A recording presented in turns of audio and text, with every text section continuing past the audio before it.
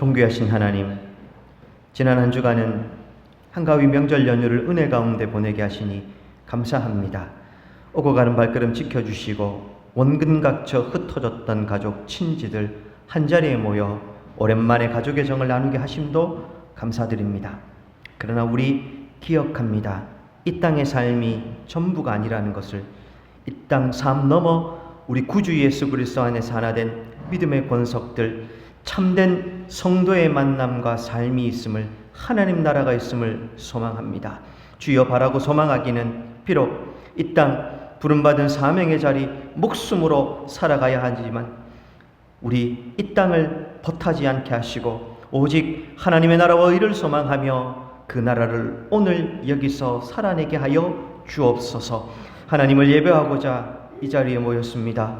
불러주셨기에 나올 수 있는 우리들 오직 은혜를 구하오니 예배하오니 주여 우리의 예배를 받아주시고 은혜를 더하여 주시옵소서. 감사드리며 예수 그리스도의 이름으로 기도드립니다. 아멘. 교동문 9번 시편 15편입니다. 여호와여 주의 장막에 머무를 자 누구 오며 정직하게 행하며 공의를 실천하며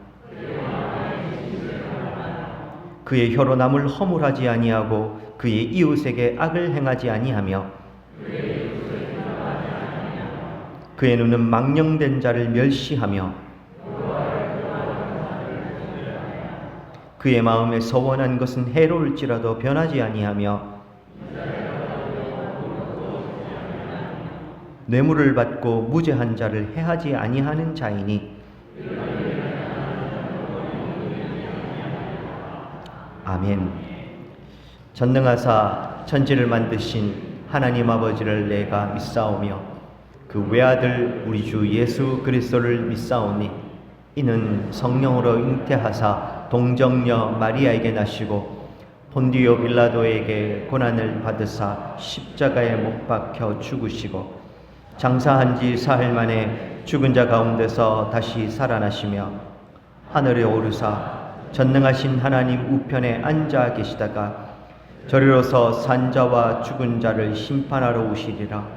성령을 믿사오며 거룩한 공회와 성도가 서로 교통하는 것과 죄를 사하여 주시는 것과 몸이 다시 사는 것과 영원히 사는 것을 믿사옵나이다. 아멘. 찬송 374장입니다.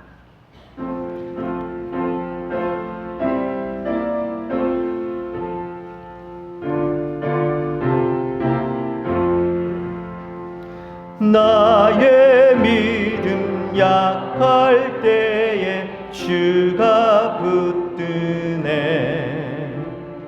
마귀 나를 꾀일 때에 주가 붙드네. 나를 붙드네. 나를 붙드네. 사랑하는 나의 주 나를 붙드네. 우리 구주 아니면 서지 못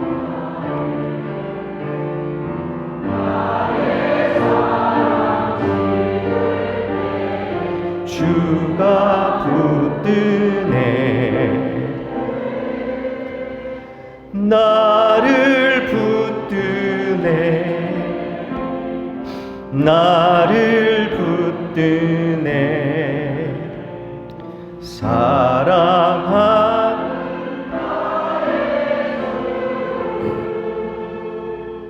나를 붙드네. 귀히 보시고 항상 붙드네. 구원 얻은 사람을 항상 붙드네. 나를 붙드네. 나를 붙드네. 사랑하는 나의 주, 나를 붙드네. 나의 영혼 약할 때에 주가 붙드네. 피를 흘려 샀으니 주가 붙드네. 나를 붙드네. 나를 붙드네. 사랑하는 나의 주, 나를 붙드네.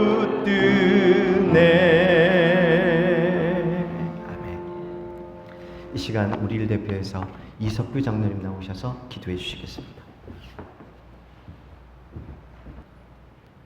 하나님의 영원하신 뜻 안에서 주 예수 그리스도의 십자가의 은혜로 저희를 구원해 주시고 주의 교회를 통해 구원을 이루고 갈 수 있도록 인도하시는 거룩하신 하나님 아버지, 오늘도 저희를 하나님의 뜻대로 부르심을 입은 거룩하고 구별된 성도로 부르시고 주의 몸된 교회의 지체로서 함께 예배드릴 수 있는 은혜를 주시며 성도의 참된 교제를 나눌 수 있는 자리로 불러주셔서 참 감사합니다.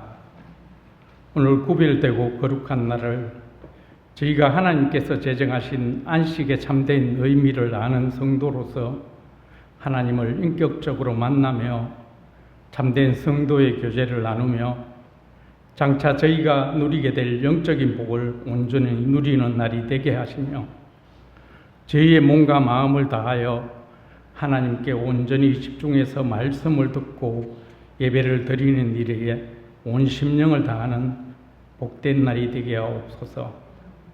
모든 성도들이 성령과 말씀으로 임하시는 하나님의 음성을 들으며 교통하는 예배가 될 수 있도록 도와주시고 주님으로부터 값없이 선물로 받은 대속의 은혜와 영적인 생명을 누리게 하시며 하나님의 뜻을 따라 살며 믿음의 길을 걸어가면서 지치고 낙심한 성도가 있으면 주께서 붙드시고 손잡아 주셔서 다시금 은혜를 회복하는 예배가 되게 하옵소서. 예배를 통해 베푸시는 하나님의 은혜와 말씀의 깨달음과 저희 안에 내주하시는 성령의 인도하심을 힘입어 저희 모두의 삶이 언제나 주 예수 그리스도의 통치를 받는 삶을 살아갈 수 있도록 도와주시며 그러므로 저희의 삶이 세상의 가치관과 구별된 말씀이 가르치시는 가치관을 가지고 구원을 이루어가며 생명을 얻는 삶을 향해 조금씩 나아갈 수 있게 하옵소서. 거룩하신 하나님 아버지, 목사님께서 선포된 하나님의 말씀을 성도들에게 전하실 때 지혜롭고 담대하게 하시며 건강하고 바른 말씀이 전해질 수 있도록 성령께서 도와주옵소서. 말씀을 듣는 저희의 믿음 또한 하나님을 그냥 아는 지식에서 그치는 것이 아니라 그 크신 사랑 안에 거할 수 있는 지혜를 주시고 하나님의 뜻을 따라 살아가는 자리에까지 나아가며 세상에서 빛과 소금된 역할을 감당할 수 있는 저희 모두가 되게 하옵소서. 이 시간 지나온 저희의 삶을 돌아보면 성도를 구별해 주시고 하나님의 백성 삼아 주셨음에도 불구하고 저희의 모습은 여전히 죄를 버리지 못하며 하나님을 말씀을 알지 못하는 사람들과 같은 모습들이 있습니다. 이 시간 하나님의 말씀을 통해 저희의 본성과 죄를 다시 한번 깨닫게 하시고 예수 그리스도의 십자가의 은혜를 바라보며 비록 더디고 힘들지만 죄를 버리고 의롭고 거룩한 삶을 향해 기도와 말씀에 최선을 다하는 저희들이 되게 하옵소서. 거룩하신 하나님 아버지, 믿음으로 그리스도와 연합된 구별된 성도들의 거룩한 공동체인 주의 교회가 그리스도 안에서 하나 되어 그리스도의 몸으로서의 거룩함과 구속 역사의 기관으로서의 사명을 잘 감당할 수 있도록 늘 은혜를 더하여 주시기를 소망합니다. 교회의 본질에 충실한 교회가 되게 하시며 지역과 세상 가운데 보편적인 교회의 모습을 잘 드러내므로 구원의 방주의 역할을 감당할 수 있는 교회가 되게 하시며 주의 교회의 지체로 부름받은 저희 또한 참되고 거룩한 그리스도인 모습을 세상과 이웃에 보여줄 수 있는 거룩하고 구별된 삶을 통해서 저희의 가정과 이웃에게 하나님의 나라를 보여주어 지역에서 하나님의 나라를 확장해 갈 수 있는 은혜를 더하여 주옵소서. 거룩하신 하나님 아버지, 주의 교회의 집사님과 권사님을 피택하여 주신 직분 잘 감당할 수 있도록 교육하며 준비하는 과정 중에 있습니다. 모든 분들이 직분으로서의 부르심을 바르게 확인하게 하시고 참되신 부르심을 입은 자들에게 필요한 선한 일을 사모하는 마음과 겸손한 마음을 다하여 주옵소서. 저희의 다음 세대인 주일학교 사역을 위해 세우신 두 분 사역자들과 교사들을 통해 주의 교회 학교와 청년들을 하나님의 말씀으로 잘 교육하고 양육할 수 있도록 은혜를 베풀어 주시고 오늘도 세중복지촌 지체들이 함께 예배를 드립니다. 예배에 참여한 모든 지체들과 함께 하신 선생님에게도 은혜를 주셔서 하나님을 만나며 예수 그리스도의 사랑을 경험하는 복되고 귀한 예배의 시간이 되게 하옵소서. 주의 교회의 사랑하는 성도들의 육신의 연약함과 삶의 외로움에도 하나님의 은혜가 늘 함께 하시기를 소망하오며 모든 말씀을 예수 그리스도의 이름으로 기도드립니다. 아멘.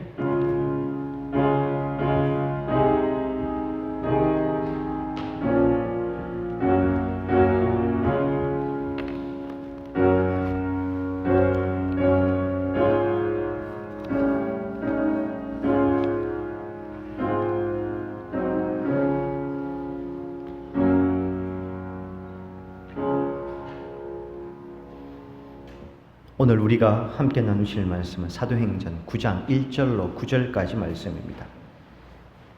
사도행전 9장 1절로 9절까지 말씀입니다. 오늘부터 우리는 이 다음 시간 두 번에 걸쳐서 사도 바울의 회심 사건을 살펴보려고 합니다. 1절로 9절까지 말씀입니다. 제가 가진 성경으로 신약 성경 201쪽에 해당이 됩니다.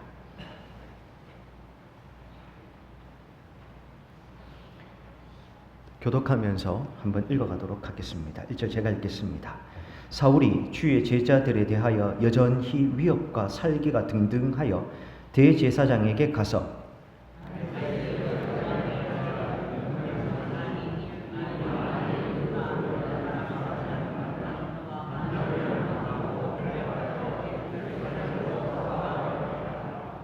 사울이 길을 가다가 다메섹에 가까이 이르더니 호련히 하늘로부터 빛이 그를 둘러 비추는지라.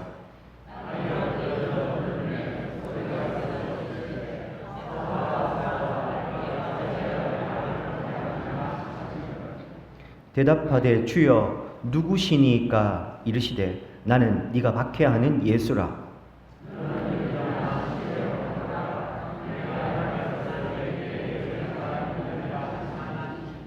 같이 가던 사람들은 소리만 듣고 아무도 보지 못하여 말을 못하고 서 있더라.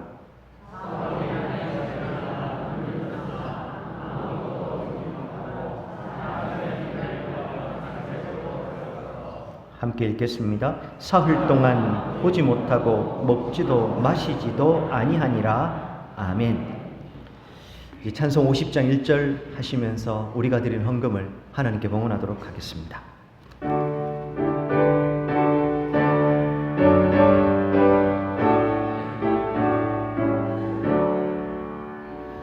내게 있는 모든 것을 아낌없이 드리네. 사랑하고 의지하며 주만 따라 살리라. 주께 드리네. 주께 드리네. 사랑하는 구주 앞에 모두 드리네.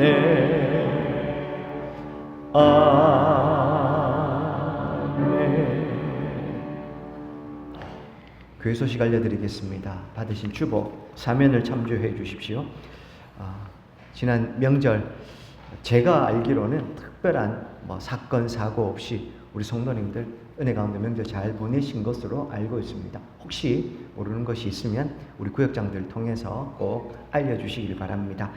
오늘도 오랜만에 또 오신 분들도 계시고, 또 우리 장로님 기도 때도 말씀하셨습니다만 세종복지촌 우리 지체들도 함께 오늘 예배 참여하고 있습니다. 주의 이름으로 환영하고 축복합니다. 또 예배 마치고 나가시면서 함께 인사 나눠주시고, 한층 아래 식사가 또 정성껏 준비되어 있습니다. 꼭 식사 교제도 나누시고 돌아가시면 감사하겠습니다.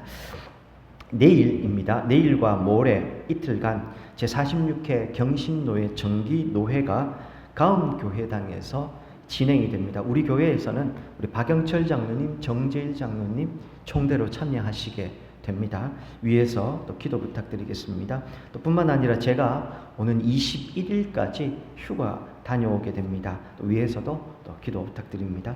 전교인 산행 예고 광고입니다. 10월 25일 토요일 담양 중록원 일대로 다녀오게 됩니다. 지난주에도 광고를 드렸습니다만 우리 교회는 봄과 가을 두 번에 걸쳐서 이렇게 나가게 되는데, 봄에는 우리 70세 이상 어르신들 대상이고, 이 가을에는 70세 미만 69세부터겠죠. 우리 모든 나머지 성도님들 대상으로 해서 가을 산행을 다녀오게 됩니다.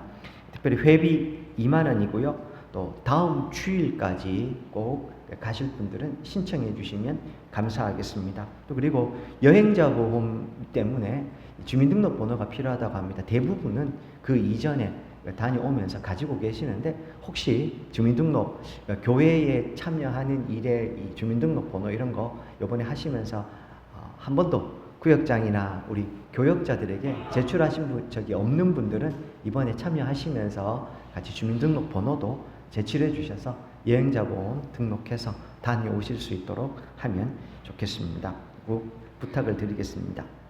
이 코로나 광고 계속 드리고 있습니다만 따로 국가에서 통계를 내지는 않습니다만 우리 어르신들에게는 여전히 치명적이고, 또 제가 알기로도 간간히 제가 이 코로나 때문에 지금 예배 결석하고 계신다 이런 얘기를 듣게 됩니다. 성도님도 특별히 주의를 기울여 주시고, 또 교회에 마스크 항상 비치되어 있으니까 교회 들어오셨을 때 꼭 필요하시면 마스크 또 착용하시고 예배해 주시면 감사하겠습니다. 교인동정에 있는 우리 환우들 소식 잘 살펴주시고, 우리 어르신들 위해서 꼭 잊지 않고 기도해 주셨으면 합니다. 뿐만 아니라 군 복무 중에 있는 우리 청년들 위해서도 기도해 주시고, 직장 때문에 혹은 여러 다른 일들로 또 타 지역에 가 있는 우리 청년들, 또 우리의 자녀들을 위해서도 잊지 않고 꼭 기도 부탁드리겠습니다. 이상입니다. 한 번 더 기도하겠습니다. 하나님, 지난 한 주간도 은혜 중 지켜주시고 오늘 주님 앞에 나와 예배하게 하시니 감사합니다. 우리의 삶은 사실은 어느 한순간도 하나님의 은혜의 손길 안 미친 곳 없는 오직 은혜로만 이루어져 있음을 다시금 기억합니다. 긴 연휴를 보내고 일상으로 복귀한 우리들, 이제 다시 주님 불러주신 삶의 자리, 하나님의 나라 세워가는 하나님 나라 건축가들로 이 땅을 살아가고자 하오니 주님 그 사명 감당할 때 넉넉히 잘 감당하는 은혜도 능력도 더하여 주시옵소서. 특별히 사랑하는 성도님들, 오늘도 주께로 나오면서 빈손으로 나오지 아니하고 주님을 사랑하는 마음, 주께 내 삶 전부를 헌신하는 봉헌하는 마음으로 귀한 물질을 올려드리오니 주여 이 물질에 담겨있는 성도들의 고백과 헌신을 기뻐 받아주시오며 오병이어의 기적으로 사용하셔서 우리 교회를 통해서 또 성도들의 삶을 통해서 하나님의 나라 더 힘있게 흥왕하는 은혜 베풀어 주시옵소서. 교회는 이 물질을 정직하고 투명하게 잘 집행케 해주시고, 또한 성도의 삶에는 이 물질이 궁핍함이 없도록, 그러나 동시에 이 물질이 우리에게 감히 하나님의 자리에서는 우상되지 않도록 철저하게 상대화시키며 하나님의 나라와 의를 위해서 사용하는 수단이 될 수 있도록, 은사가 될 수 있도록 하나님 은혜를 베풀어 주시옵소서. 오늘도 하나님 우리에게 주신 말씀 함께 나눌 때 주의 뜻 명징하게 드러나게 하시고, 깨달아진 말씀 또 우리가 삶의 고백으로 살아내게 하여 주옵소서. 감사드리며 예수님 이름으로 기도드립니다. 아멘. 바울의 회심 이야기를 오늘부터 우리가 살펴보려고 합니다.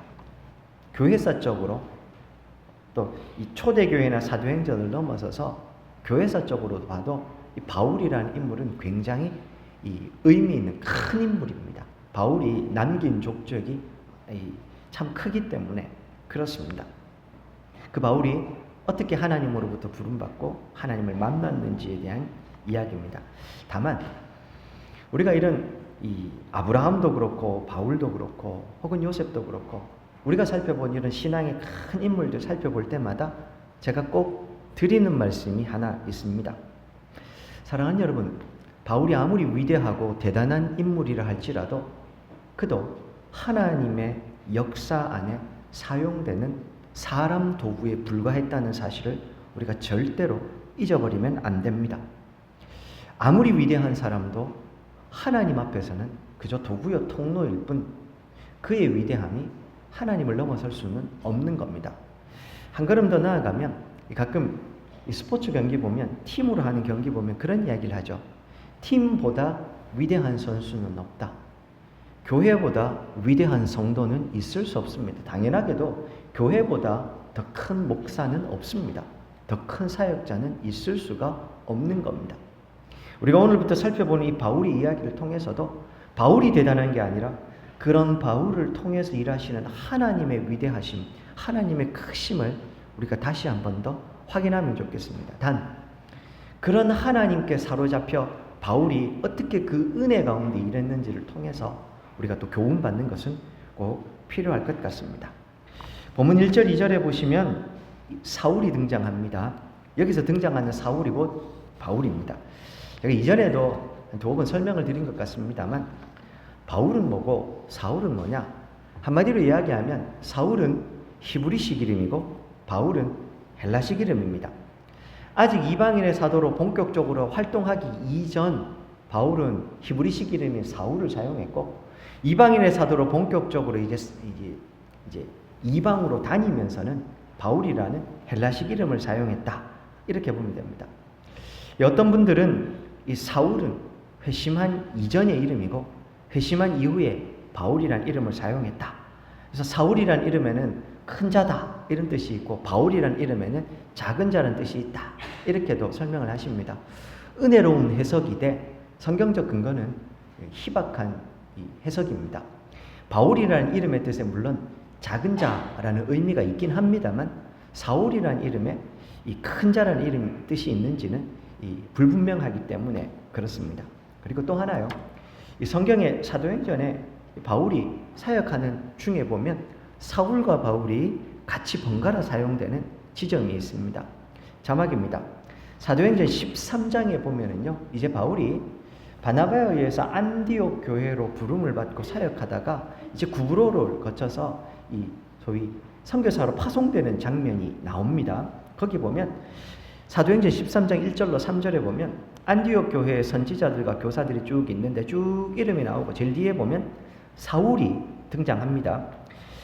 그리고 2절에 보시면 주를 섬겨 금식할 때 성령이 이르시되 내가 불러 시키는 일을 위하여 바나바와 사울을 따로 세우라 이렇게 이야기합니다. 그리고 안수해서 보냅니다.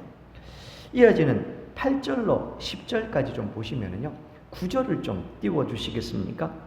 13장 9절에 보면 바울이라고 하는 사울이 성령이 충만하여 이 마술사 엘루마를 주목했다라고 하는 구절이 나옵니다. 그러니까 바울이 이방인의 사도로 부름받아서 이제 이방으로 복음전도 나갔을 때 여기서 사울과 바울이 같이 사용이 되는 겁니다. 앞으로 제가 사울이라고 이름은 등장하지만 바울이라고 부를 때 이 부분은 여러분들이 그냥 그렇게 들으시면 되겠습니다. 같은 사람인데 히브리식 이름, 헬라식 이름 이렇게 사용한다. 들으시면 좋을 것 같습니다. 이게요, 저도 그 예전 청년부 사역할 때 단기 선교를 가면 저 러시아 지역, 러시아어를 쓰는 지역에 가면 제가 그 현지인들이 저를 목사로 부를 수도 없고 제 이름을 부를 수도, 이름이 어려우니까요, 부를 수도 없지 않습니까? 그래서 그 우즈베키스탄이나 러시아어를 사용하는 데 가면 제 예명이 뼈도리였습니다. 이 러시아에 굉장히 유명한 황제 이름입니다. 이 티벳 지역에 갔을 때는요, 이게 예전에 한번 말씀드린 것 같은데 여기다가 제 이름을 한번 써준 적이 있는데 또지에 둔주 이렇게 저를 불렀습니다. 또지에라는 게 티벳 불교의 호법 중에 한 명이랍니다. 그래서 저를 그렇게 부르는 거죠, 친숙하게. 둔주라는 말이 마음에 생각한 일을 다 성취한다, 이런 티벳식 이름이라고 합니다. 그러니까 자기들이 편하게 그렇게 제 이름을 불러준 겁니다. 그게 친근하고 편한 거죠. 바울도 그런 의미로 이제 헬라식 이름을 본격적으로 사용합니다. 아시는 것처럼 바울은 나면서부터 로마 시민권을 가진 글로벌한 인물이었습니다. 그렇기 때문에 그런 히브리식, 헬라식 이름을 다 가지고 있었다, 이렇게 보시면 되겠습니다. 1절, 2절에 보시면 이 사울 혹은 바울이 여전히 위협과 살기가 등등해서 대제사장에게 가서 내가 저 다메섹 가가지고 예수 믿는 사람들 잡아올 거니까 나한테 공문 하나 주십시오 해서 공문을 받는 장면이 나옵니다. 대제사장에게 공문을 받았다는 게 어떤 의미냐 하면요, 당시에 이 대제사장은 산헤드린이라고 하는 공회의 의장으로 대제사장까지 71명의 의장이었습니다. 이 유대의 산헤드린 공회는 로마가 지배하는 사회에서도 행정권과 사법권을 동시에 가지고 있는 막강한 권력의 자리였습니다. 근데 이 대제사장이 공문을 주면서 저 다메섹까지 가가지고 예수 믿는 사람들 붙잡아 오라 라고 하는 공문을 받았으니까 우리를 따지면 뭐겠습니까? 사법권, 행정권을 다 가진 뭐 일종의 체포영장 같은 거, 그거 받아가지고 지금 다메섹으로 가고 있었던 겁니다. 유대인이 아니면은 다르겠지만 유대인에게 이 권한은 막강한 권한이었던 겁니다. 근데 이 바울이 왜 다메섹까지 가느냐? 지도를 하나 펼쳐주시겠습니까? 잘 보이시는지 모르겠습니다만 빨간 거 보시면 됩니다. 여기가 예루살렘입니다. 다메섹이 어디냐 하면 여기 있습니다. 오늘날에 여기 다메섹은요, 시리아의 수도 다마스쿠스 이렇게 부릅니다. 성경에서 다메섹 이렇게 부르죠. 똑같은 지명입니다. 거리가 상당하죠. 거의 북쪽인데 동북쪽이라고 할 수 있습니다. 230km쯤 떨어져 있습니다. 바울이 여기까지 간 겁니다. 오늘날도 이 다메섹은 이 시리아의 수도이기도 하지만 바울 시대에도, 이 사도행전 시대에도 이 다메섹은 저 북쪽에 있는 메소포타미아와 남쪽에 있는 이 애굽에 있는 무역로 중에 있는 상업도시로 굉장히 번성한 도시였고, 여기에 이 유대인들의 공동체가 꽤 크게 있었다고 합니다. 바울이 왜 여기까지 가는가?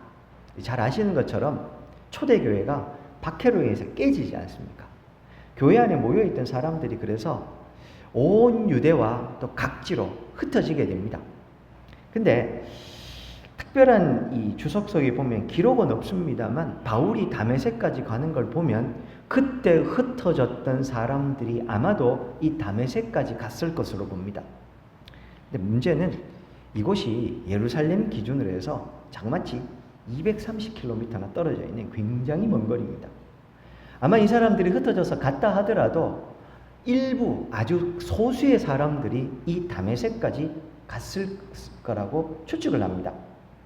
근데 이 바울이 지금 거기까지 예수 믿는 사람들 붙잡으러 가는 겁니다. 이 무슨 의미냐 하면 바울이 지금 이참에 예수 믿는 이 예수쟁이들 발본색원해야 되겠다. 그래서 제일 북쪽까지, 예상할 수 있는 제일 먼 북쪽까지 올라가서 거기에 있는 예수 믿는 사람을 붙잡고 거기서부터 이제 남쪽 예루살렘까지 내려오면서 각 도시를 거쳐가면서 예수 믿는 사람들을 모조리 다 잡아들여야 되겠다. 아마도 그런 목적이나 혹은 계획을 가지고 제일 먼 북쪽에 제일 먼 다메섹까지 갔던 것으로 이 사람들은 이야기를 하고 있습니다. 그러니 오늘 본문에도 보면 바울은 혼자가 아니죠. 같이 가는 무리들이 있었던 겁니다. 이 지원군 혹은 이 체포할 세력들을 같이 데리고 가는 거죠. 지난 사도행전 7장에 보면 바울이 바나바가 순교하는 데 보면 등장을 합니다. 그리고 오늘도 등장합니다. 그때도 잠시 말씀드렸습니다만 한마디로 이야기하면 이런 모습을 보면 이 바울은 당시 유대 사회에서 젊은 차세대 리더쯤 되는 사람입니다. 그냥 혼자 열심히 특심한 이런 사람이 아니고 대제사장에게 가서 공문을 대표로 받아서 대표해서 갈 만큼 영향력 있는 사람이었다 이 말입니다. 다르게 말하면 바울은 사도행전 당시에 초대교회에 가장 큰 위협을 끼치는 사람 중 대표자 이쯤 볼 수 있을 것 같습니다. 복음의 사역에 하나님께서 이 땅에 복음을 열어가심, 이 복음을 편만케 하심에 있어서 바울이 가장 큰 장애물이었다 이 말입니다. 근데 그런 바울을 소개해 주고 있습니다. 이어지는 3절로 9절은요. 이런 바울이 다메섹으로 가던 도중 거의 다메섹 다 와서 부활하신 예수님을 만나는 이야기가 나옵니다. 먼저 3절로 5절까지 보시면 이렇게 다메섹으로 가던 바울을 누가 먼저 찾아오십니까? 예수님이 먼저 찾아오십니다. 3절 보십시오. 사울이 길을 가다가 다메섹 가까이 이르렀는데 호련히 하늘로부터 빛이 비추고 있습니다. 땅에 엎드러졌고 소리가 들립니다. 4절에 보시면 부활하신 예수님이 묻습니다. 사울아 사울아 네가 어찌하여 나를 박해하느냐. 이 빛으로 등장하는데 이 신약 성경에 보면 부활하신 예수님께서 이 빛의 이미지로 자주 등장을 하십니다. 그리고 요한복음 같은 데는 대표적으로 아예 예수님을 빛이다 이렇게 이야기를 하죠. 빛으로 예수님이 바울을 찾아오셔서 사울아 사울아 네가 어찌하여 나를 박해하느냐 라고 물으시는 겁니다. 5절 사울이 대답합니다. 누구십니까? 예수님이 나는 네가 박해하는 예수다 이렇게 선언을 하시고 계십니다. 예수님이 바울을 찾아오시는데요. 그의 이름을 부르실 때 한 번 부르십니까? 두 번 부르십니까? 두 번 부르십니다. 두 번 부를 때요. 이게 여러 가지 의미가 있습니다. 우리나라 문화권에서도 그렇고 같은 동양 문화권인 이 이스라엘에서 그렇고 두 번 부르는 건 그냥 한 번 불렀다 두 번 불렀다 이 정도가 아니고 여기에 특별한 의미가 담겨 있습니다. 아주 급할 때 혹은 인격적으로 그에게 다가오실 때 이름을 두 번 부르시는 겁니다. 본문 4절에 보시면 예수님께서 어떤 마음으로 부르신 것 같습니까? 우리 자녀들 말 안 들을 때 이름 두 번 막 부르는 것처럼 그렇게 부르는 것 같으십니까? 아니죠. 오늘 본문 전체의 흐름에서 보면 예수님께서 인자하게 그를 찾아오셔서 사울아 사울아 라고 부르시는 것 같습니다. 구약 성경에 찾아보면은요, 하나님께서 당신의 백성들 찾아오실 때 이름 두 번 부르시면서 찾아오신 인물들이 꽤 있습니다. 아브라함을 부르셨고요, 모세도 그러셨고요, 사무엘 등등 우리가 이름만 대면 알만한 많은 신앙의 인물들 하나님 찾아오실 때 처음 찾아오실 때 두 번 이름을 부르신 겁니다. 오늘 하나님께서 이 사울을 만나실 때 아주 인자하게 찾아오셔서 그의 이름을 두 번 부르시는 겁니다. 분명하게 알아들을 수 있게 그를 향해서 찾아오시며 그를 인자하게 책망하시는 게 아니라 찾아오시는 겁니다. 여기 앉아 계시는 분들도 다 우리 부활하신 주님을 만나신 경험이 있지 않습니까? 대부분 여기 그 부활하신 주님을 만났기 때문에 오늘 이 좋은 이 휴일날 이 자리에 앉아 계신 것 아니었습니까? 다 만나신 경험이 있으실 겁니다. 한번 돌이켜 보십시오. 그분이 무서운 이 군주의 모습으로 혹은 그런 막 폭군같이 찾아오셨습니까? 대부분은 아마 인자한 모습으로 찾아오셨을 겁니다. 저도 몇 번 말씀을 드렸습니다만 요한복음 4장 수가성 우물가 여인 그 이야기 설교 듣고 기도하다가 그 수가성 우물가 그 여인 뒤에 저도 같이 서 있었던 겁니다. 고등학생 때 그렇게 저도 주님을 만났습니다. 그 주님은 저에게 이렇게 인격적으로 찾아오신 겁니다. 우리도 다 마찬가지 아닙니까? 물론 뭐 가끔 제가 아는 주님은 잘한다 목사할 놈이 이렇게 좀 말씀하시기도 하지만 우리 다 그런 인격적인 하나님 만났습니다. 바울도 그렇게 주님이 찾아오십니다. 5절에 보시면 누구십니까? 물으니까 네가 박해하는 예수다 이렇게 말씀하십니다. 우리 번역으로는 네가 박해하는 예수다 이렇게 되어 있지만 요거 당시 이 구약에 있는 그 느낌대로 살리면 에고 에이미라고 해서요, 나는 나다라고 이야기하시는 겁니다. 하나님께서요 모세에게 처음 찾아오실 때 주님 누구십니까? 이렇게 할 때 뭐라고 하셨습니까? 나는 나다. 나는 스스로 있는 자다. 이렇게 찾아오셨죠. 바울도 지금 똑같이 모세처럼 찾아오셔서 그를 만나시는 겁니다. 에고이미, 나는 나다라고 하는 것 굉장히 많은 의미가 포함되어 있습니다. 전능하신 하나님의 자존적인 선언 이렇게 이야기합니다. 근데 오늘은 이 에고이미라는 말의 신학적 의미를 말씀드리고자 함이 아니고요. 요게 모세를 찾아오셨을 때와 똑같이 에고이미, 나는 나다라고 오늘 예수님이 찾아오셔서 말씀하시는 겁니다. 어떤 의미입니까? 바울은 바리새인 중에 바리새인입니다. 이 바리새인들이 가장 중요하게 생각하는 인물이 누굴까요? 모세입니다. 율법을 그들은 목숨처럼 지켰기 때문에 율법을 하나님께서 수호해 주신 모세가 그들에게는 가장 중요한 인물이었습니다. 당연히 성경에서 모세 이야기를 바울도 알고 있었을 겁니다. 하나님이 모세를 어떻게 찾아오셨고 어떻게 만나서 그를 부르셨는지 바울은 알았을 겁니다. 그런데 오늘 부활하신 예수님이 모세처럼 바울에게 찾아오셔서 바울아 바울아 불러주셨고 누구십니까? 라고 하니 나는 나다 라고 해서 이야기를 하시는 겁니다. 하나님 당신의 자존적인 선언, 하나님 당신의 전능하심을 드러내는 선언이지만 그것보다 바울에게 더 크게 다가왔던 건 모세를 찾아오신 하나님께서 오늘 내게 찾아오셨구나. 그 느낌이 아마 더 강하게 다가왔을 겁니다. 더군다나요, 이 바울은 부활하신 예수님을 만난 적이 없지 않습니까? 그런데요, 오늘 이 바울은 부활하신 예수님께서 직접 찾아오셔서 만나주시는 겁니다. 그래서 이게 바울이 예수님에게 직접 소위 제자 훈련을 받은 것은 아니지만 예수님이 직접 그를 불러주신 12제자는 아니지만 또 다른 사도로 부름받은 이방인의 사도로 부름받은 사람이라는 근거가 되는 겁니다.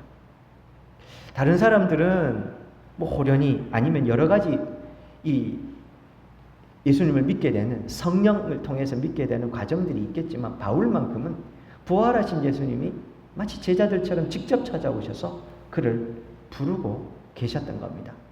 그랬더니 자막입니다. 고린도전서 15장 4절로 10절까지 보시면 이것이 바울이 사도로서의 정체성으로 선명하게 새겨졌던 겁니다. 그래서 바울은 자신을 이렇게 소개합니다. 장사 지낸 바 되셨다가 성경대로 사흘 만에 다시 살아나사 게바 베드로죠. 보이시고 후에 12제자 그 후에 500의 형제에게 일시에 보이셨나니 그 중에 지금까지 대다수 살아있고 어떤 사람은 잠들었다. 그 후에 야고보 그 후에 모든 사도와 8절 이 말을 하고 싶었던 겁니다. 맨 나중에 만삭되지 못하여 난자 같은 내게도 주님이 찾아오셨다. 나는 사도 중에 가장 작은 자라 나는 하나님의 교회를 받게 하였으므로 사도로 칭함받기를 감당하지 못할 자다. 그러나 내가 나된 것은 하나님의 은혜로 된 것이니 내게 주신 그의 은혜가 헛되지 아니하여 내가 모든 사도보다 더 많이 수고하였으나 내가 한 것이 아니요 오직 나와 함께 하신 하나님의 은혜다 라고 바울이 이야기합니다. 바울은 이때 다른 12제자들처럼 부활하신 예수님을 만난 겁니다. 그것도 모세를 찾아오신 하나님처럼 그렇게 예수님을 만난 것이었습니다. 바울의 정체성이 사도로 세워지는 순간입니다. 이어지는 6절로 9절 예수님은 그를 부르실 뿐만 아니라 그가 앞으로 행할 일도 일러주십니다. 다메섹 시내로 들어가라. 네가 행할 그것을 너한테 알려줄 사람이 있다. 그렇게 이야기를 하십니다. 그런데 희한하게도 7절에 보시면 이 소리를 오늘 본문에 보시면요, 같이 가던 일행들은 소리만 듣고 바울이 하는 말은 지금 못 들었다, 그렇게 이야기합니다.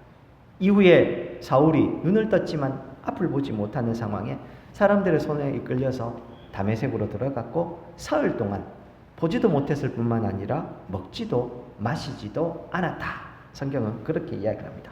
이게 오늘 본문 여기까지입니다. 특별히요, 바울과 함께하고 있는 이 일행들이 소리는 들었는데 나는 나다라는 이 말은 바울만 들은 겁니다. 근데 이제 나중에 사도행전에 22장과 29장에 가면, 26장에 가면 이 바울이 회심에 대한 이야기를 다시 한 번 더 하는 이야기가 2번에 걸쳐 나오거든요. 근데 거기 보면 소개가 조금씩 다릅니다. 오늘 본문과 22장에서는 빛이 바울에게만 비쳤다고 되어 있고 26장에는 이 빛이 모든 일행들에게 다 비쳤다는 표현도 나오고, 소리도 9장에서는 같이 갔던 사람이 들었다고 이야기하는데 22장에는 동행은 못 들었다는 이야기 나오고, 또 26장에서는 사울만 들었다고 하는 줄 조금씩 다릅니다. 주의 깊게 성경을 읽어보신 분들이라면 이런 차이가 있다는 걸 아시게 될 겁니다. 그런데 별로 문제될 것은 없는 게요, 오늘 본문에 등장하는 소리라고 번역된 호네라고 하는 이 헬라어가 소리라는 의미도 있지만 우리가 하는 말 있죠, 이 말이라는 의미도 같이 가지고 있거든요. 그러니까 쉽게 얘기하면 빛이 비쳤고 큰 소리가 들려서 바울과 함께 있는 모든 사람들이 다 놀란 겁니다.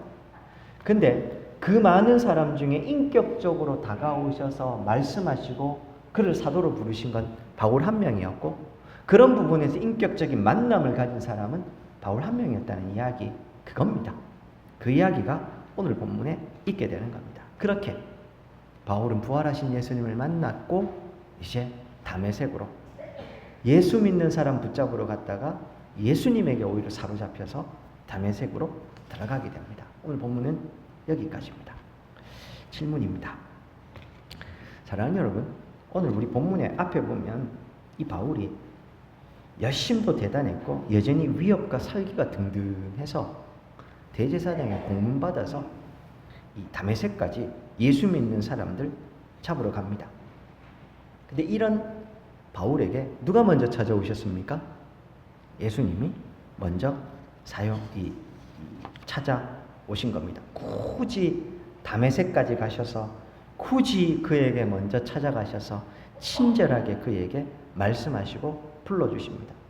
다음 시간에 우리가 살펴보겠지만 다메섹에 갔을 때 또 아나니아라고 하는 사람을 통해서 그를 낫게 해주시고 그 이후에 또 많은 수고를 내서 그를 이 사도로 세우십니다. 그뿐만 아닙니다. 이 바울이 얼마나 박해에 앞장선 대단한 사람이었던지 바울이 사도로 부름받아서 회심한 이후에도요, 다메섹 교회도 바울을 경계하고 예루살렘 교회도 바울을 경계하고, 그래서 교회와 초대교회와 바울의 불필요한 긴장이 한동안 이어집니다.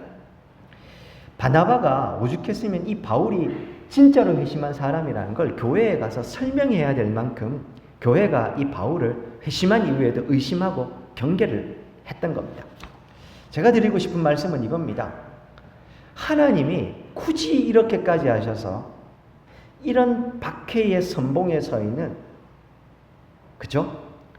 복음의 가장 큰 방해거리인 이런 사람을 굳이 이렇게 바꾸셔서 교회에 불필요한 긴장까지 일으키시면서까지 이 바울을 불러주신 이유가 뭘까요? 초대교회, 교회가 흩어질 때쯤 초대교회, 학자들에 따라 좀 다르지만 그 예루살렘 초대교회가 2만 명에서 2만 5천 명쯤 되는 사람들이 모여 있었다고 합니다. 그 흩어진 사람들 중에 바울보다 못한 사람들, 바울보다 잘난 사람들이 없었을까요? 100번 양보해서, 아니 목사님, 바울은 나면서부터 로마 시민권도 가지고 있는 사람이었고 가말리엘에게 수제자였고 가장 뛰어난 사람이었고 율법에 능통한 사람이었고 그런 사람이었으니까 하나님이 불러주셨지 않습니까? 하나님이 뭐가 부족해서 사람이 가진 그런 자격들을 필요해서 찾으시겠습니까? 어부였던 베드로가 한 번의 설교에 3,000명이 회심하고 5,000명이 회심했습니다. 하나님이 원하시면 바울이 가진 능력 그거 별로 소용없으십니다. 그렇지 않습니까? 뭐가 답답해서 하나님이 그걸 보시고 바울을 불러주시겠습니까? 그럼 다시 질문입니다. 왜 하나님은 이런 불필요한 긴장을 일으키시면서까지 이런 앞장선 방해자였던 바울을 불러주셨을까요? 사실 복잡한 설명을 해야 되지만 그 이유를 찾아가는 것은 의미가 없습니다. 이걸 우리는 은혜라고 부릅니다. 하나님의 놀라운 은혜, 하나님의 오직 은혜. 그것이 가장 적절한 답이 될 겁니다. 멀리 갈 거 없습니다. 오늘 저를 포함해서 여기 있는 우리 그 누구도 오직 은혜라는 말 앞에 아니요, 나는 그 은혜에 내 분량이 좀 있습니다 라고 말할 수 있는 사람 단언컨대 없습니다. 혹시나 그런 생각을 가지고 계신 분들이 있다면 죄송합니다만 내가 받은 구원이 진짜인지 그것부터 확인하셔야 됩니다. 진짜 부활하신 예수님을 만나 진짜 구원받은 사람은 주님의 100% 오직 은혜라는 말 앞에 그 어떤 말도 붙일 수가 없습니다. 바울이 오늘 바울로서 하나님 불러주시는 것, 왜 불러주셨을까? 그가 가진 자격 때문이었을까? 수많은 이야기를 할 수 있지만 오직 은혜로 부르셨습니다. 우리도 그렇습니다. 오직 은혜로 부름받아 여기에 있는 겁니다. 이렇게 사용해야 됩니다. 이렇게 말씀드릴 수 있습니다. 하나님의 사람 사용법. 번거롭고 어렵지만 하나님은 그 사람을 불러서 고쳐서 사용하신다는 겁니다. 오직 한량없는 은혜로 바보같이 그 말도 안 되는 사람을 불러서 당신의 사람으로 사용하시는 겁니다. 극악한 박해자였던 바울이라 할지라도 변화시켜 사용하시는 겁니다. 사랑하는 여러분, 똑같습니다. 저도 그렇고 오늘 우리도 사실은 그런 은혜로 여기에 있는 겁니다. 그 하나님의 바보 같은 사람 사용법 때문에 우리는 은혜로 구원받았고 여기에 하나님의 나라와 의를 위해서 사용되는 사람들로 부름받은 사람으로 여기에 있는 겁니다. 그러니까요, 늘 다짐하지만 또 넘어지셨습니까? 괜찮습니다. 하나님의 은혜가 우리의 연약함을 충분히 뛰어넘고 이기게 됩니다. 한 걸음 더 나아가 똑같은 관점으로요, 옆에 있는 우리 성도님들을 바라보셔야 됩니다. 한 걸음 더 나아가서 내 가족들, 내 자녀들 같은 마음으로 보셔야 됩니다. 답답하신 순간이 있을 겁니다. 그때에도 우리가 가져야 될 생각은요, 오히려 기대와 소망을 가져야 되는 겁니다. 하나님께서 저 바울도 고쳐서 바꾸어서 사용하시는 분이라면 내 옆에 있는 이 답답한 사람도 하나님께서 어떻게 사용하실지를 기대하시고 소망하셔야 됩니다. 그래서 은혜의 눈으로 바라보면 답답한 한숨이 나오는 게 아니고 그때부터 기대와 소망이 되는 겁니다. 우리 교회도 마찬가지입니다. 우리 교회가 가진 한계가 명확합니다. 우리 교회가 이 대구 지역만 보더라도요, 거기서 우리 교회가 갖는 위치 어느 정도일까요? 그 연약함을 보지 마시고 이 연약함과 한계를 넘어 일하실, 고쳐서 사용하실 하나님을 우리가 보셔야 되는 겁니다. 추석 명절 지난 주일 설교를 드리면서 가족들에게 가서 여러분들이 은혜의 마중물이 좀 되어 주십시오 했는데 쉽게 되시던가요? 어려우셨죠? 성도의 대화를 나누셨습니까? 아니면 또 할 일 없는 시시콜콜한 이야기들로 시간을 보내셨습니까? 성도의 대화 나누기가 쉽지가 않으시죠? 오늘 이 대화가 참 은혜로웠다. 어떤 게 은혜로웠냐? 기도해라. 말씀 봐라. 이게 은혜로운 대화가 아니고요. 이 대화를 하고 났을 때 내가 하나님께로 더 가까이 나아가고 내 마음에 은혜를 소망하는 마음이 더 생기며 그래서 주님을 사랑하는 마음이 내 속에 더 생겼는 것, 그게 바로 성도의 대화인 겁니다. 그런 대화 가족들과 나누셨습니까?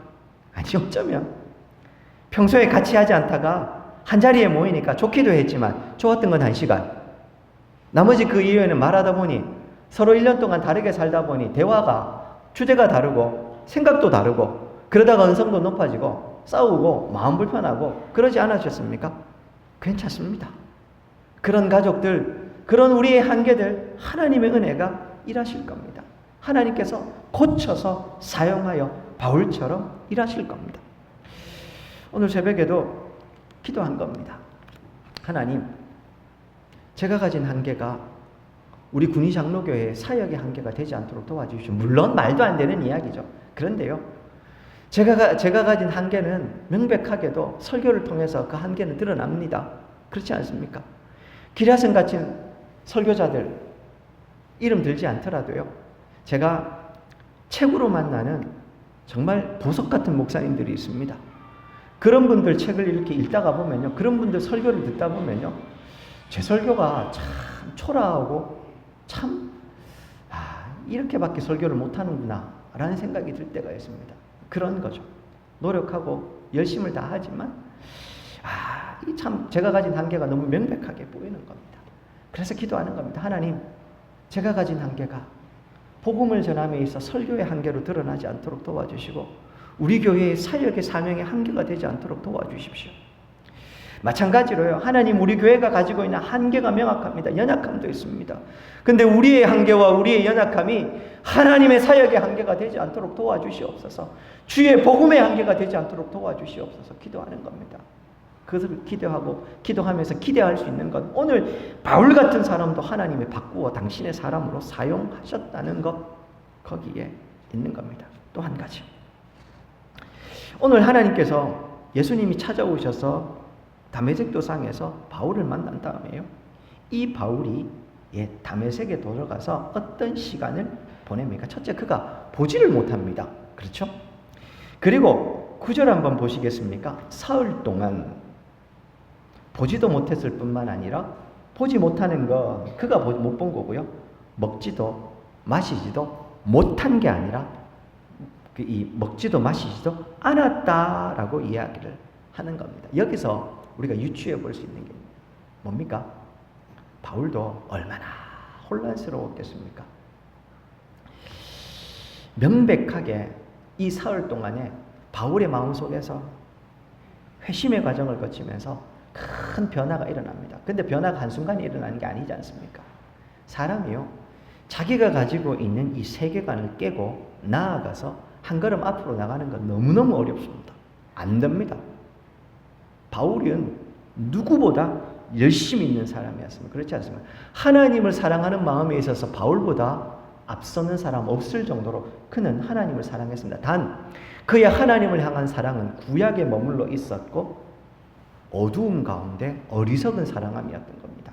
그렇지 않습니까? 하나님을 사랑하는 열심은 있었을 때 복음을 알지 못하는 어리석고 바보 같은 그런 사랑함이었던 겁니다. 그걸 깨치고 바울이 바울 되는 시간이 사흘, 그 변화의 시간이 있었던 겁니다.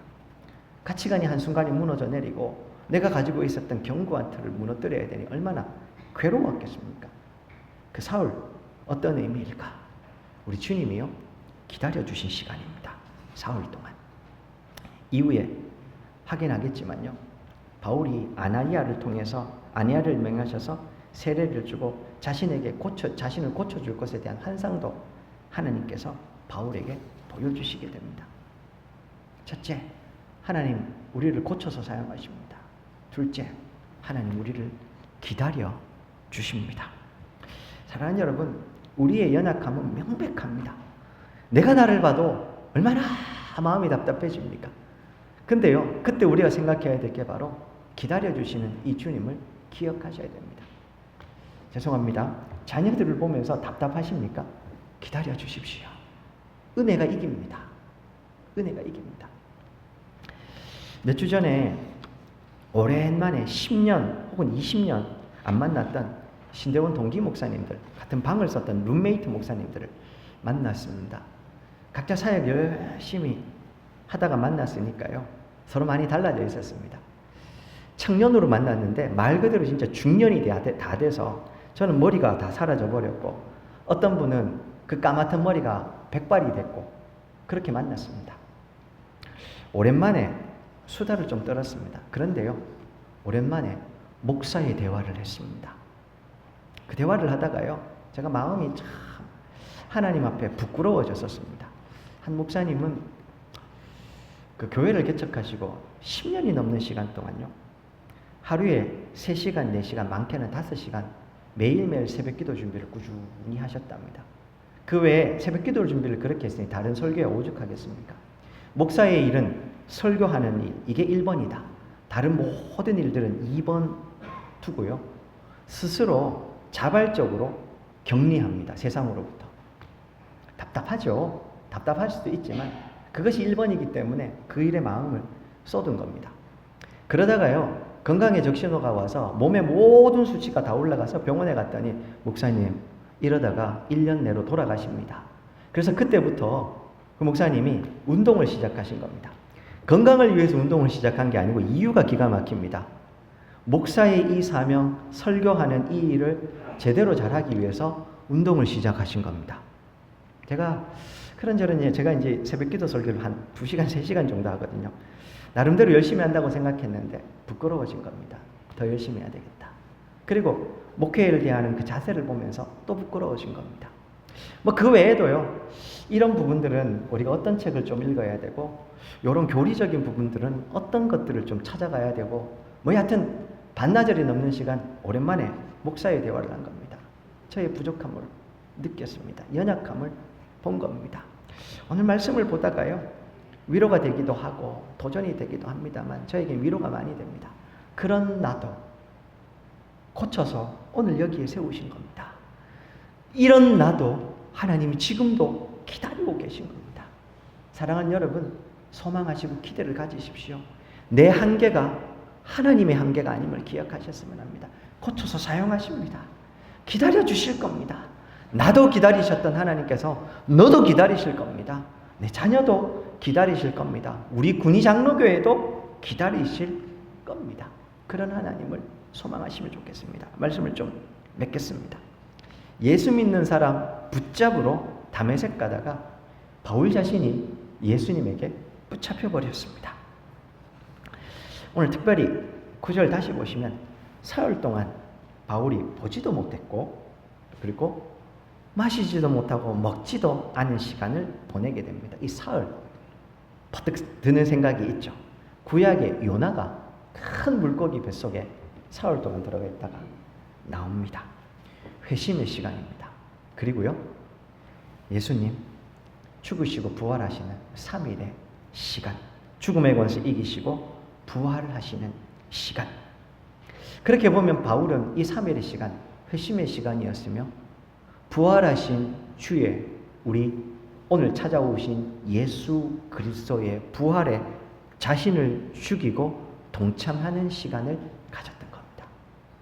그렇게 바울은 새로운 사람으로 자신은 죽고 거듭난 것입니다. 사랑하는 여러분, 내 삶은 내 노력으로 변하지 않습니다. 물론 우리의 노력이 아무 의미가 없다가 아닙니다. 노력이 필요합니다. 그러나 그 노력이 우선이 아니고 주님을 만나고 이 은혜를 의지하여 은혜 안에 노력이 필요한 거지, 내가 노력하고 결심한다고 해서 안 변합니다. 한번 해보십시오. 100번 결심해도 100번 실패할 겁니다. 나는 내 노력으로 변하는 게 아니라 하나님의 은혜로 변하는 겁니다. 하나님의 은혜가 내게 들어와서 내가 삶이 바뀌고 보니, 정체성이 바뀌고 생각이 바뀌고 보니, 말이 바뀌고 행동이 바뀌고, 그때부터 내가 이렇게 살아가야 되는구나, 그렇게 이제 노력이 시작되는 겁니다. 성도의 삶은 그렇게 조금씩 변해가는 겁니다. 그렇게 성도는 변해가고 교회는 변해가고 하나님의 나라는 우리를 통해서 확장되는 겁니다. 바울은 그래서요, 자신의 정체성을 이렇게 설명합니다. 로마서 6장 9절, 우리가 알거니와 우리 옛사람이 예수와 함께 십자가에 못 박히신 것은 죄의 몸이 죽어 다시는 우리가 죄에게 종로로 타지 않게 하려 합니다. 갈라디아서 2장 20절, 내가 그리스도와 함께 십자가에 못 박혔나니 그런즉 이제는 내가 산 것이 아니 오직 내 안에 그리스도께서 사는 것이라. 우리가 잘 아는 바울은 이렇게 나는 예수로 죽고 예수로 다시 사니 내가 나를 주장할 것 없고 오직 은혜로 그분이 나를 이끌어 가시는 대로 살았던 겁니다. 사랑하는 여러분, 내가 살아서 주님의 일이 이루어지는 일은 없습니다. 죄송하지만 주님이 누구든지 자기 십자가 지고 나를 따라오라 라고 이야기할 때 제일 먼저 십자가에 죽어야 될 것, 십자가에 못 박아야 될 것, 내 시퍼렇게 살아있는 자아부터 죽여야 됩니다. 목사님, 저 말할 것도 없습니다. 저만 그런 게 아니라 성도도 그렇고 교회도 그렇습니다. 십자가에 내 자아부터 못 박아 죽여야 됩니다. 내 욕심, 내 고집, 내가 지난 몇십 년 동안 내가 이렇게 살아왔는데 바꾼다고? 바꾸셔야 됩니다. 그거 안 바꾸면 하나님께서 강제로 바꾸실 겁니다. 은혜가 이기기 때문에 그런 겁니다. 그리고 그때부터 주께서 나를 통한 당신의 사역은 시작이 될 겁니다. 우리는 한계가 있습니다. 저도 한계가 있고 연약함이 있습니다. 우리의 한계가 주님의 한계는 아니지 않습니까? 그런데 이런 연약하고 무익한 인생에 한계 많고 부족함 투성인 나를 통해서 주님이 일하시기 위해서 먼저 선행되어야 될 것이 있으니 오늘 바울처럼 나는 죽고 예수로 다시 살아. 나는 이제 없습니다. 오직 십자가에서 죽으신 예수 그리스도만 내 삶에 남는 것이 필요합니다. 그리고 그때부터 내 한계는 더 이상 내 한계가 아닌 하나님의 은혜의 통로가 될 것이요. 주께서 그런 나를 통해서, 그런 우리를 통해서, 그런 우리 군의 장로교를 통해서 일하실 겁니다. 이 가을에 이런 주의 놀라운 일하심이 우리 가운데 펼쳐지기를 소망합니다. 그러기 위해서 바쁘시고 분주하시겠지만 십자가 앞으로, 부활하신 예수 그리스도 앞으로 더 가까이 나아가는 저와 우리 성도님 되시기를 주의 이름으로 축원드립니다. 오늘 말씀을 기억하시면서 우리 한 번만 또 한 번 기도했으면 합니다. 주님, 그렇습니다. 나는 죽고 예수로 사는 바울처럼 그런 삶이 있기를 소망합니다. 그리하여 내 부족함과 연약함에도 불구하고 하나님 나를 고쳐서 사용하여 주시옵소서. 주님, 이렇게 연약하고 부족하지만 기다려 주십시오. 기다려 주시는 그 은혜를 붙잡고 내가 오늘도 주의 은혜로 가까이 나아갑니다. 오늘 말씀을 기억하시면서 우리 한번 기도하시겠습니다. 살아계신 하나님 아버지, 오늘도 사도행전 말씀을 통하여서 우리에게도 도전하시니 감사합니다. 하나님, 우리는 연약합니다. 우리 부족합니다. 우리는 오직 하나님의 은혜로만 살 수 있는 인생들입니다. 고쳐 사용하시는 주님, 기다리시는 주님, 이 주님을 기대하고 소망하며 오늘도 은혜의 보좌 앞으로 나아갑니다. 부활하신 예수 그리스도 그 십자가 은혜 앞으로 나아가오니 주여, 우리를 죽여주시고 시퍼렇게 사는 내 자아가 죽고 내 고집이 죽고 내 아집이 죽고 그렇게 나는 죽고 예수로 사는 우리들 되게 하시고 우리 군의 장로교회 되게 하여 주셔서 주여, 이 땅에 하나님의 마음 시원케 하는 주의 일꾼들 다 되게 하여 주옵소서. 예수님 이름으로 기도드립니다. 살아계신 하나님, 오늘 사도행전 바울의 회심 사건을 통해서 우리가 다시 교훈받습니다. 고쳐 사용하시는 주님, 기다려주시는 우리의 주님, 또한 내가 오늘 그런 은혜로 여기에 있음을 기억합니다. 주여, 이 은혜의 보좌 앞으로 더 가까이 나아가게 하시고 나는 죽고 예수로 살아. 주님, 이 땅에 당신의 역사 이루어 가실 때 우리 사랑하는 성도들 한 분 한 분이 우리 군의 장로교회가 하나님의 일하심의 도구요 통로가 되는 은혜 베풀어 주시옵소서. 감사드리며 예수님 이름으로 기도드립니다. 아멘. 찬송가 286장입니다. 1절과 4절입니다.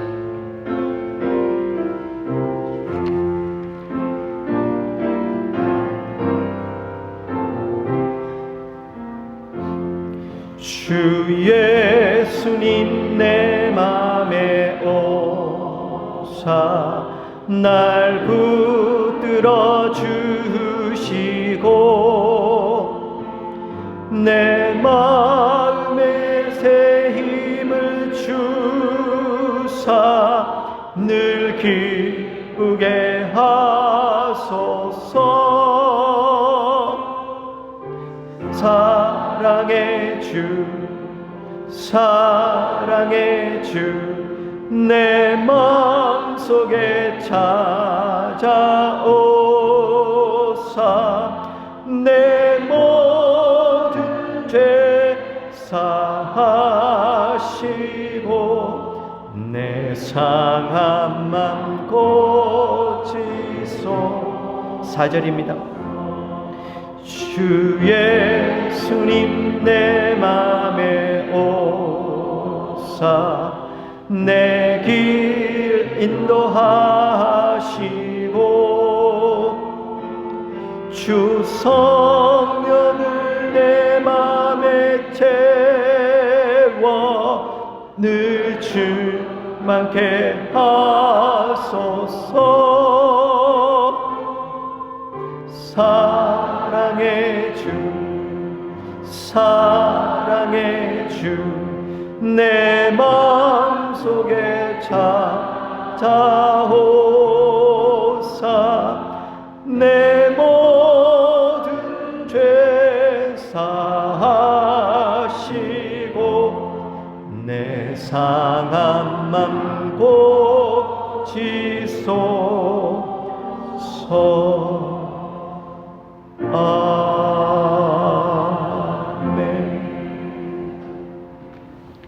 지금은 우리 주 예수 그리스도의 은혜와 하나님 아버지 극진하신 사랑과 성령의 위로하시고 교통케 하시고 충만케 하시며 고쳐서 사용하시고 오래 참고 기다리시는 그 주의 은혜를 구하며 은혜 가운데 주의 나라와 의를 위해서 살아가기 소망하는 우리 모든 성도님들 머리 위에 우리 교회 위에 이 땅의 교회 위에 이제로부터 영원토록 함께 있을지어다.